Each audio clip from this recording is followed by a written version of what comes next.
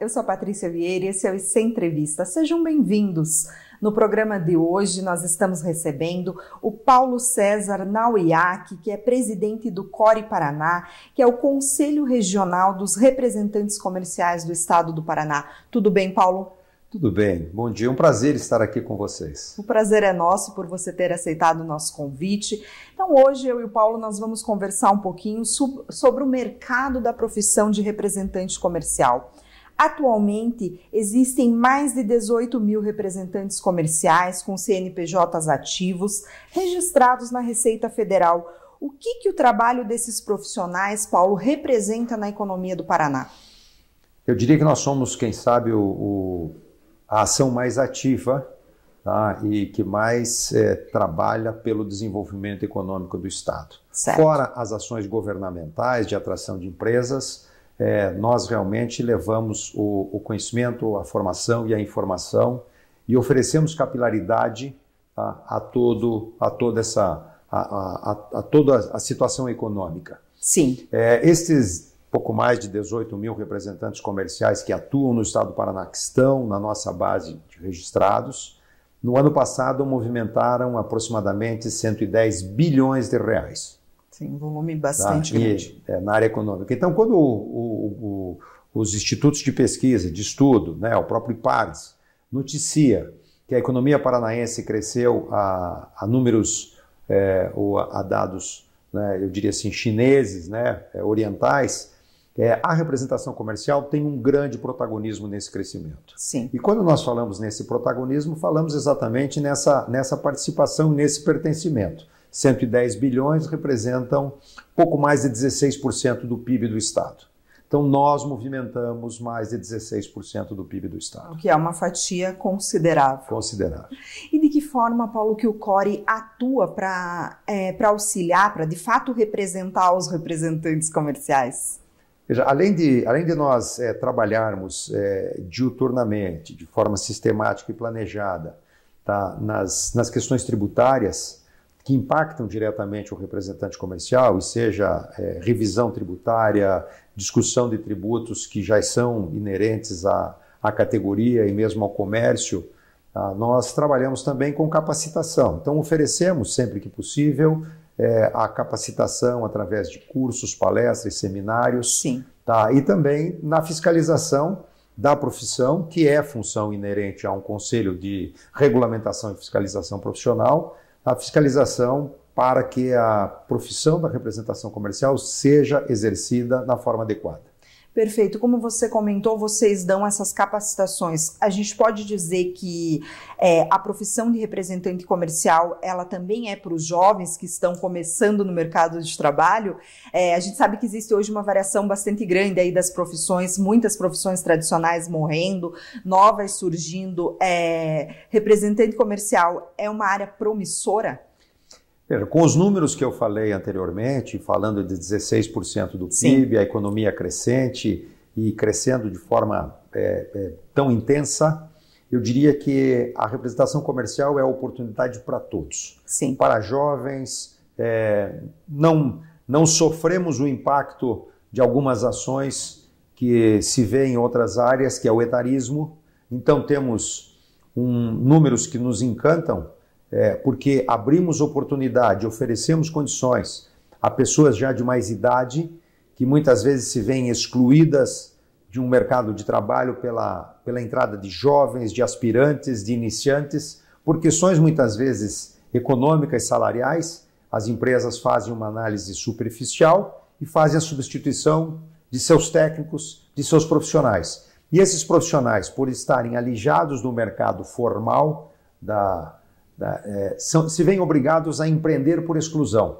E quando o cidadão maduro, com conhecimento tecnológico, com experiência, principalmente com conhecimento técnico profundo de diversas áreas, ele se vê excluído, ele acaba optando pela representação comercial. E a juventude da mesma forma. Sim. O jovem, quando vê a oportunidade de criar e se dentro de um planejamento, se vê num desenvolvimento profissional a longo prazo, a médio e longo prazo, com bons resultados econômicos e financeiros, ele busca a representação comercial. É um mercado aberto, é um mercado pujante e não é um mercado apenas local. É um mercado onde nós trabalhamos a representação comercial paranaense, sim, mas a representação comercial em todo o Brasil e hoje, de forma muito intensa, a representação comercial internacional. A representação comercial internacional ela é cada vez mais necessária. São empresas europeias, americanas, asiáticas, da própria América Latina, que buscam vender para esse mercado maravilhoso que é o mercado brasileiro. Sim. Mercado com 230, 240 milhões de habitantes, com uma renda per capita sempre em crescimento. Tá? Então há uma grande janela de oportunidades aos representantes comerciais. Como você comentou, é uma profissão para todas as idades, né? Tanto para os jovens quanto essa importante questão aí que não tem etarismo. Mas em relação às mulheres, como que é a participação feminina na área de representação comercial? Olha, essa é uma área que me choca. Sim. Né? E eu digo assim, quando começamos a fazer as pesquisas sobre a representação comercial, esse foi um dado que saltou aos olhos. No contraponto de um grande número de novos entrantes acima de 50 anos, que vem acontecendo já nos últimos 3, 4 anos, sim, nós temos a situação feminina. São poucas mulheres na representação comercial.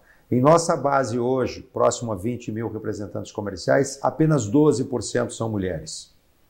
Então, quando nós trazemos esses números à luz da nossa realidade, da sociedade, de quanto a sociedade vem trabalhando para mitigar os problemas da exclusão ou para oferecer equidade, igualdade, não só de oportunidades ao trabalho, mas em todas as áreas, e nós percebemos que são tão poucas as mulheres na representação comercial, nós estamos iniciando ações efetivas para atrair mais mulheres para a atividade.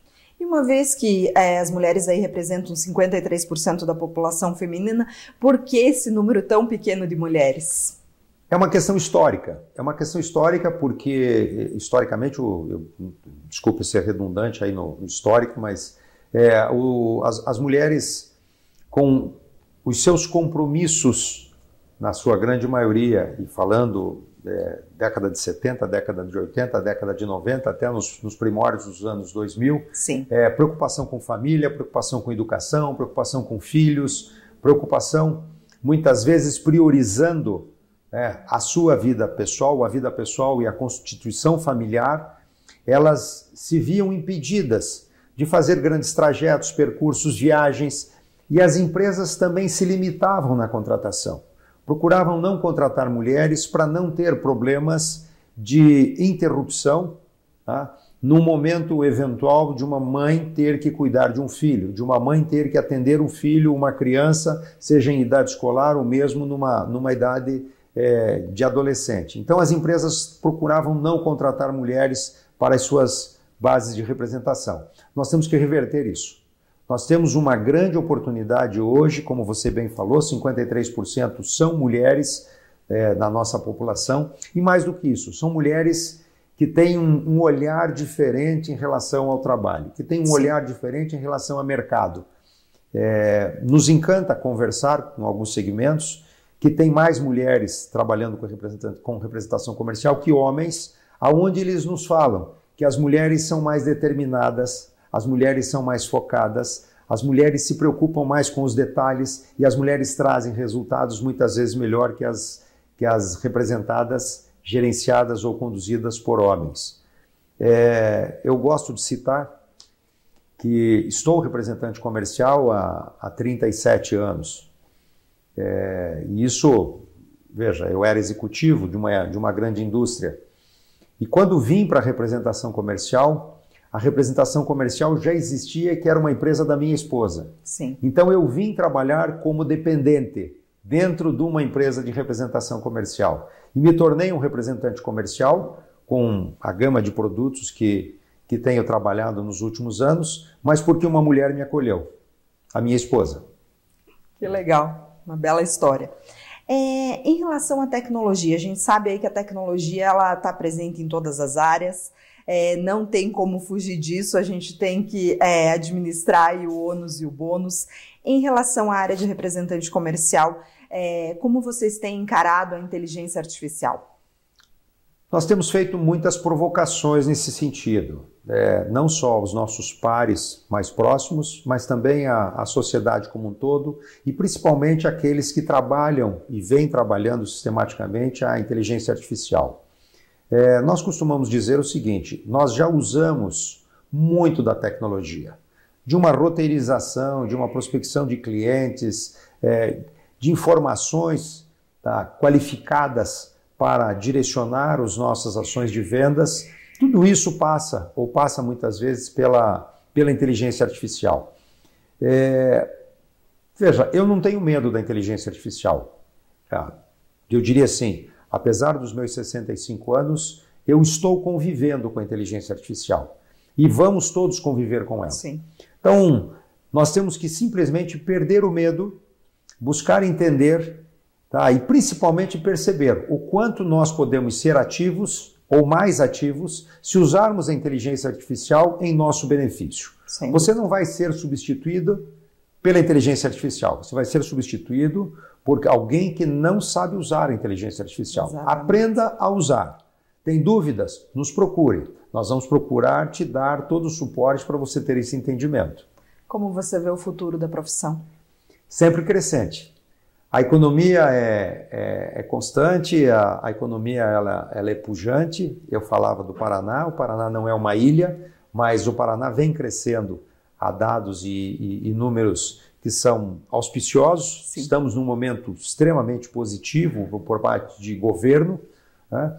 E a economia vem crescendo em todas as áreas, seja da micro e pequena empresa, a média, a grande empresa. São novos investimentos que estão entrando, né, no Estado, não só a nossa base agroindustrial, mas indústrias de tecnologia também estão chegando com muita vontade Sim. de crescer.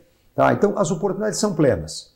Quando você vê a implantação de um frigorífico para abate de suínos no sudoeste do Paraná, ou no oeste do Paraná, você diz assim, tá, mas eu não vendo equipamentos ou matéria-prima ou tecnologia para a indústria de suínos. Não, mas você pode vender arame e prego para quem tem a granja. Exatamente. Então são 5 mil, 10 mil granjas que estão sendo implementadas. Tá? Quer dizer, nós temos programas de Estado, de governo, que não são mais programas de governo, mas são programas de Estado, que estão trazendo e virando a chave do nosso Estado, do Estado do Paraná, para um desenvolvimento muito mais intenso. Sim. Tá? Então, eu não vejo limites para a representação comercial. Tá? Bom, aqui o nosso tempo é curto, a gente poderia ficar horas aí falando desse assunto, que tem tantos outros desdobramentos. Mas, Paulo, para as pessoas que estão nos assistindo e querem saber um pouco mais, como que elas podem acompanhar o trabalho do CORE? Veja, talvez as redes sociais, Sim. de uma forma mais direta. Então, lá no Insta é o Core_Paraná, né, como Paraná por extenso, como se escreve de fato. Tá, e na nossa página, core.org.br, você também acompanha. Tá? E as redes sociais estão todas aí abertas. Quem sabe, não temos nada no TikTok ainda, né? Mas quem sabe daqui a pouco alguma coisa nessas redes mais agressivas a gente vem a ter também. Sem dúvida, muito obrigada pela entrevista, sucesso para o Core Paraná e para todos os representantes comerciais aí que ajudam a fomentar a economia do nosso estado. Obrigado pela oportunidade e estaremos sempre à disposição para novas informações. Tá certo, muito obrigada. Obrigada a você, se gostou da entrevista, curta. Se quer assistir outras entrevistas como essa, siga nosso canal. E se quer nos ajudar a fazer o IC, deixe aqui embaixo nos comentários sugestões de temas para as próximas entrevistas. Obrigada, até a próxima. Tchau, tchau.